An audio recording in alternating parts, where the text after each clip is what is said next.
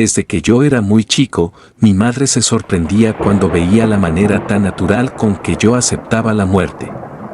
Por lo general, los niños se caracterizan por ser altamente sensibles cuando tienen que enfrentarse a un acontecimiento de esta índole.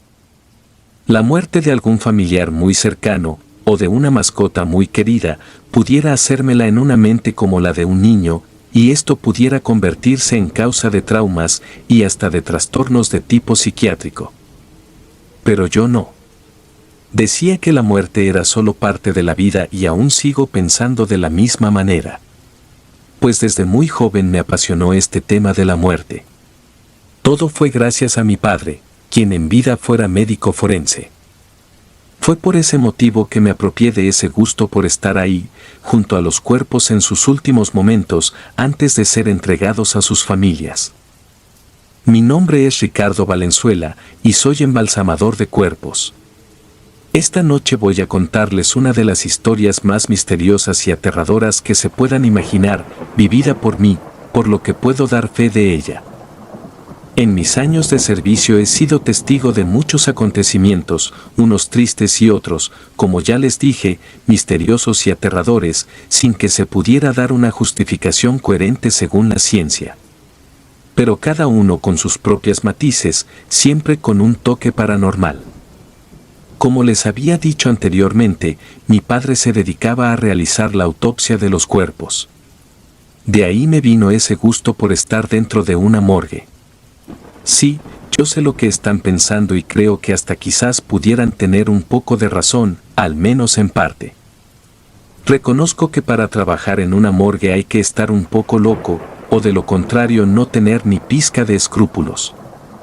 Analizándolo desde ese punto de vista, yo creo que tengo un poco de las dos. Fue entonces que tomé la decisión más importante y radical de mi vida. En lo adelante, me dedicaría a servir a los que ya van a emprender el camino sin fin, para que ese camino hacia la eternidad fuera más placentero. Sin embargo, después de haber estudiado para ser médico forense como mi padre, decidí especializarme para poder llevar a cabo el embalsamamiento de los cuerpos. Esa técnica en sí requiere de algunos conocimientos, habilidades, amor al trabajo y, sobre todo, el respeto que se le debe tener al cuerpo. Desde siempre me apasionó todo aquello relacionado con la muerte, sobre los misterios que ésta envolvía. Sentía que todo lo relacionado con ella era muy interesante. Producto de eso nacieron en mí esos deseos desenfrenados por estar al lado de los fallecidos en sus últimos momentos, justo cuando se están despidiendo del mundo de los mortales. Recuerdo bien cómo fueron mis primeros años desde que adquirí un trabajo como embalsamador. Comencé como trabajador en la funeraria estatal del pequeño pueblo donde vivía en aquel entonces. Era la primera oportunidad de mi vida en que podía desempeñarme como embalsamador. Así que, aunque no tenía aún un salario para nada tentador, sí me sentía bastante satisfecho con la labor que desempeñaba. Recuerdo que en esa ocasión me encontraba trabajando como de costumbre. Había tenido mucho trabajo porque había tenido varios cuerpos que embalsamar en aquella jornada. Uno de ellos pertenecía a una joven muy bonita de poco más de 15 años. Había sido víctima de un accidente de tránsito cuando regresaba del colegio. Los padres deseaban conservarla así como se veía, sin que su cuerpo entrara en descomposición. La verdad, la muchacha al final del procedimiento se veía como si solo estuviera dormida. Después, en ese día, llegó otro cuerpo más. Cuando regresé de entregar el cuerpo de la chica a los padres, me crucé con Roberto, mi compañero de turno, que salía del salón donde laborábamos los dos. Iba empujando una camilla. De pasada, me dijo que regresaría enseguida, pero que yo fuera trabajando, que me había dejado un regalito sobre la mesa. No le di mucha importancia al comentario, porque para mí todos los cuerpos tenían el mismo valor, pero al entrar me di cuenta de que ciertamente este caso sería especial. No podía creerlo cuando entré. El corazón me dio un vuelco cuando vi el cadáver que estaba sobre la mesa. Aquel cuerpo era de una niña, como de 4 años más o menos. Era una niña normal, nada fuera de lo común. Era muy hermosa y grande. A simple vista se podía notar que debía ser una niña muy amada porque estaba muy bien alimentada y tenía una piel muy cuidada. Lo único raro era que, pese a llevar fallecida más de una hora, aún sus mejillas conservaban un tono rosado. Para comenzar con el procedimiento, lo primero era limpiar muy bien el cuerpo que aún tenía restos de la autopsia que se le había practicado. La limpié muy bien con un paño untado en un líquido limpiador. En ese momento sentí una profunda tristeza en todo mi ser. Observé el cadáver por unos segundos y pensé en el profundo dolor que debían estar sintiendo los padres de ese angelito. Fue entonces cuando algo muy raro ocurrió. Las luces comenzaron a parpadear hasta apagarse completamente. Voy a confesarles que yo nunca he sido un hombre de sentir miedo, sin embargo, en esa ocasión fui presa del pánico. Primero quise pensar que solo era un corte de luz sin importancia, pero al mirar por la hendidura de la puerta, pude comprobar que el corredor estaba completamente alumbrado. Fuera cual fuera el defecto eléctrico, solo afectaba el salón de embalsamamiento. Comencé a caminar hacia la puerta de salida, con la intención de verificar que ciertamente el corte era solo allí y no era una ilusión óptica. Y en efecto, toda la funeraria estaba iluminada. Entonces tuve la idea de que quizás había sido algún problema en los fusibles. Ya me disponía a chequearlos, cuando escuché un sonido proveniente de la mesa donde hacía unos minutos había dejado el cuerpo sin vida de la niña. Un sonido que yo conocía muy bien y que me hizo estremecer por completo. Escuché el llanto muy triste. Yo sé que todos los llantos lo son, pero este era un llanto de dolor y desesperación. Obviamente se me pusieron los pelos de punta, porque era tan real que no cabía la hipótesis de que fuera producto de mi imaginación o tal vez del miedo. Comencé a preguntarme por qué solo se fue la corriente en el cuarto donde yo me encontraba. Entonces una luz se prendió de pronto en mi memoria y una idea fugaz llegó y siguió de largo. Roberto, mi colega de labor, me estaría jugando una broma. Entonces sonreí aliviado porque comencé a encontrarle un poco de lógica a aquella situación tan espeluznante. Quizás aquel llanto no fuera más que una reproducción de alguna grabadora o hasta de un celular. Y mi compañero desconectó la electricidad solo para asustarme. Roberto, no fastidies más con el numerito que no vas a asustarme, no pierdas tu tiempo, y acaba de entrar que yo no creo en fantasmas, dije, pero nadie contestó.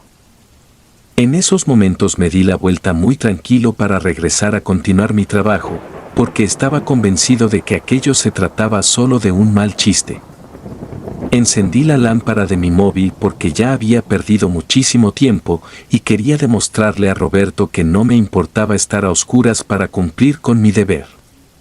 Sin embargo, en ese momento, bien que sentí cómo me tocaban el hombro con un fuerte apretón y al voltear no había nadie. «¡Diablos!», exclamé sin poder evitar que todos mis músculos se contrajeran por la impresión. Volví la mirada al cuerpo que estaba sobre la mesa intentando continuar el trabajo, pero no pude seguir. Completamente aterrado, pude ver que aquel cadáver tenía los ojos abiertos y de ellos brotaban lágrimas. Solté el teléfono con el susto y salí corriendo hacia la puerta, y luego continué mi huida al corredor abajo, en dirección al salón donde se velaban los cadáveres antes de llevarlos al panteón. Debía encontrar a mi compañero a toda costa para preguntarle de dónde rayos había sacado aquel cuerpo. A Roberto me lo encontré saliendo de la cafetería. Venía en dirección al salón con una taza de café en las manos.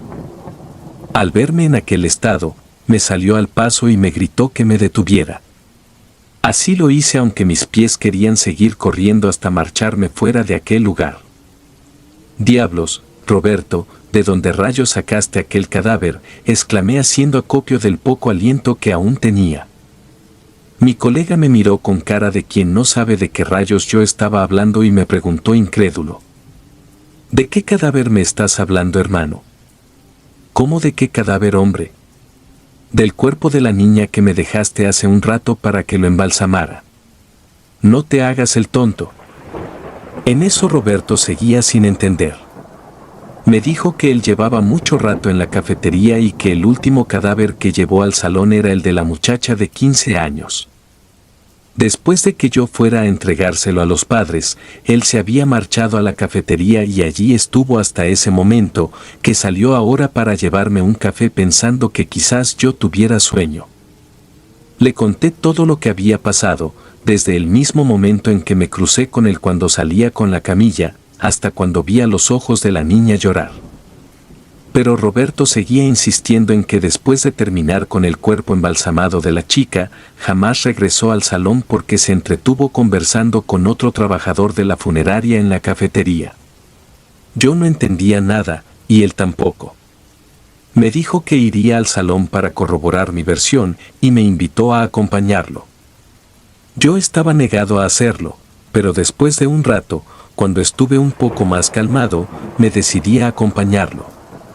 Quería disipar aquel mar de dudas que me estaba ahogando y arrancar de mi pecho aquella enorme agonía que me hacía retroceder. Caminamos por el corredor en dirección al salón donde se suponía que estaba el cuerpo. Roberto se veía bastante tranquilo. Lógicamente, pues no fue a él a quien le ocurrió aquello. Llegamos por fin y entramos. Al pararnos frente a la puerta, con sorpresa pude ver que ya la luz estaba encendida. Pero bueno, eso podría tener una explicación lógica. Quizás se había solucionado el problema que había propiciado que nos quedáramos a oscuras. No sé cuál, pero podría ser. Lo que sí no podía ser y no tenía explicación lógica era que, al entrar e ir hasta donde había dejado el cadáver, me encontrara con que la mesa estaba totalmente vacía. No lo podía creer. ¿Qué rayos estaba pasando? Alguien habría robado aquel cuerpo sin vida. ¿Y con qué objetivo? Le dije a Roberto que teníamos que reportar la desaparición de aquel cuerpo, pero él se negó. Me dijo que jamás trajo el cuerpo de ninguna niña al salón esa noche, por lo tanto, no era real. Yo me molesté mucho con él. Le dije que yo no estaba loco y que no le permitiría que me tratara como tal. Pero él insistía en que seguro me había quedado dormido y todo había sido un mal sueño. Estaba seguro de que lo que viví era tan real como la vida y la muerte.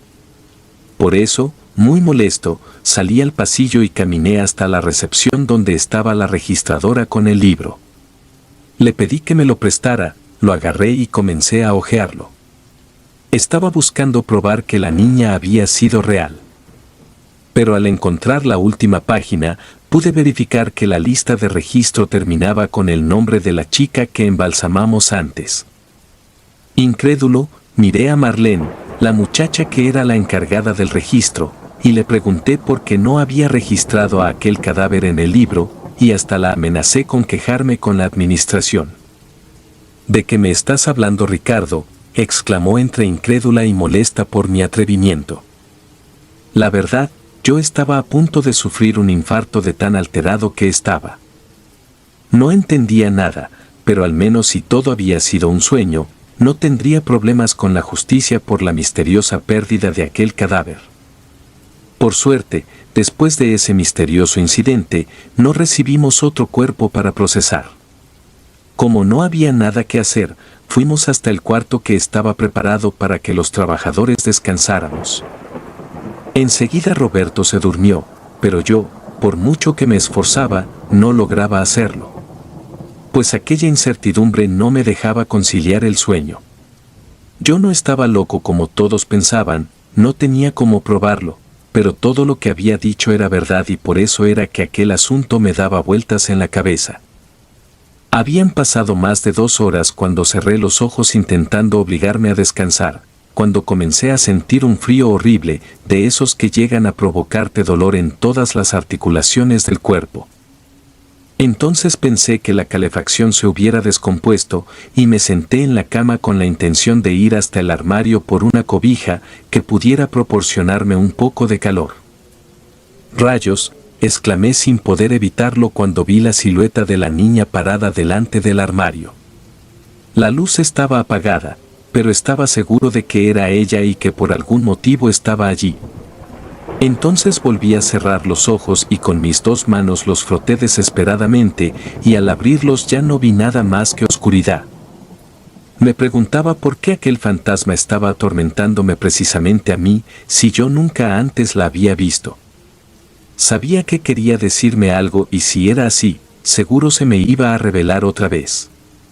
Pensé en despertar a Roberto y decirle que aquella niña había estado allí, dentro de aquella habitación, pero luego desistí.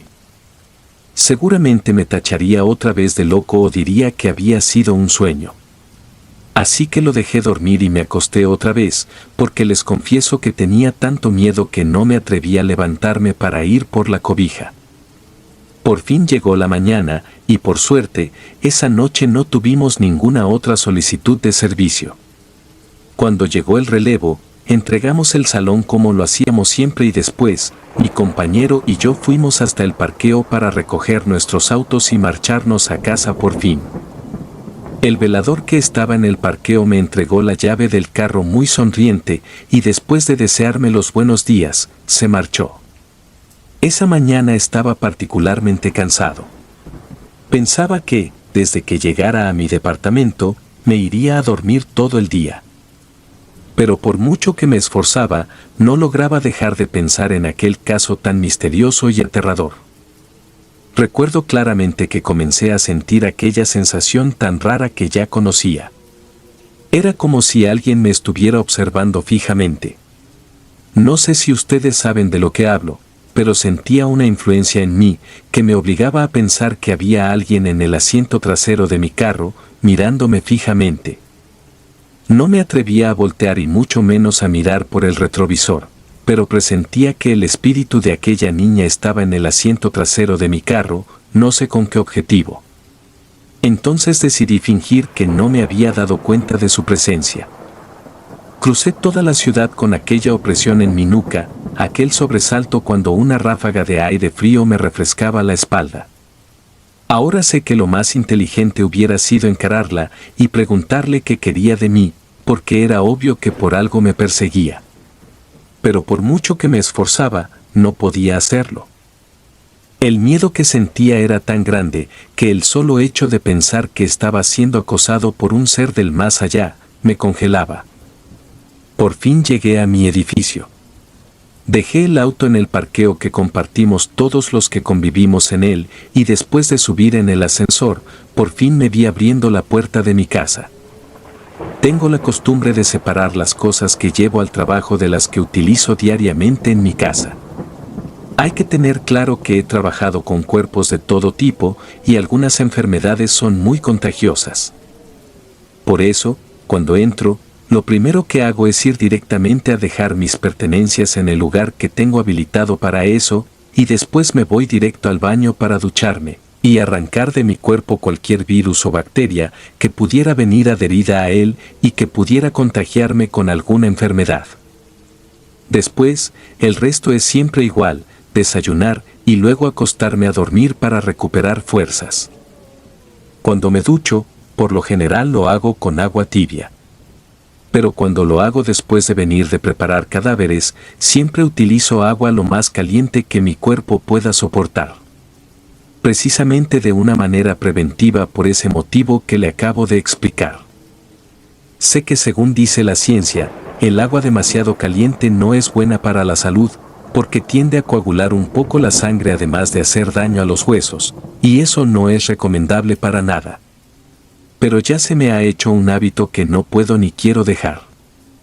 Cuando cerré la ducha para salir del baño, algo muy extraño sucedió. Alguien me alcanzó la toalla. Me quedé pasmado con ella en las manos sin saber qué debía hacer. Casi por instinto, me asomé por detrás de la cortina que cubre la ducha, pero no había nadie. ¿Cómo era posible aquello? No sabía, pero podía imaginarme quién me había hecho el favor de alcanzármela. Ya estaba decidido, cuando se hiciera presente otra vez, le preguntaría qué quería de mí, para ver si por fin me dejaba en paz. Así lo hice. Pues mientras preparaba el desayuno, la volví a ver. Con su cuerpo menudo, su bata blanca y sus 2 pies descalzos estaba parada justo delante de la mesa. La miré fijamente aunque tenía mis dudas, pues en el fondo sabía que si no daba ese paso, jamás me libraría del acoso del fantasma de aquella niña. Dime, pequeña niña, ¿qué quieres de mí? Ella no dijo nada, solo me miró con aquellos ojos tan lindos de color azul y luego caminó hacia donde yo estaba. Estiró su manita y me alcanzó una llave y un pedazo de papel. Después solo se fue desvaneciendo hasta desaparecer por completo. La llave era de una casa, lo sabía por la forma y el tamaño. Cuando desenvolví el pedazo de papel, pude verificar que allí estaba escrita una dirección. Por algún motivo, la niña me había escogido a mí para ir a aquel lugar, y si no lo hacía, jamás dejaría de perseguirme. Entonces comprendí que no me quedaba otra que hacer lo que ella quería. Y mientras más rápido lo hiciera, más rápido me dejaría en paz. Pues bien, dije adiós a mis planes de dormir. Me preparé un desayuno estimulante y salí a cumplir con la encomienda matutina. Escribí la dirección en el mapa del celular para que me guiara porque no tenía ni idea de dónde era aquel lugar.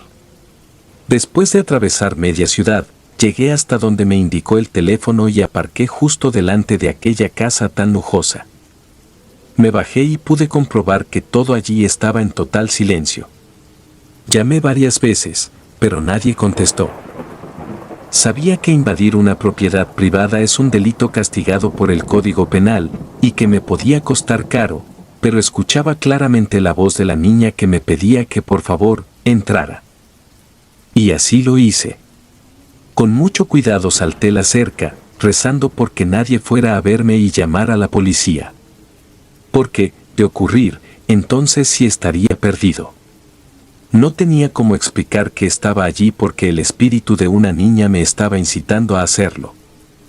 Caminé y cuando estaba por llegar, 3 perros muy furiosos salieron a mi encuentro.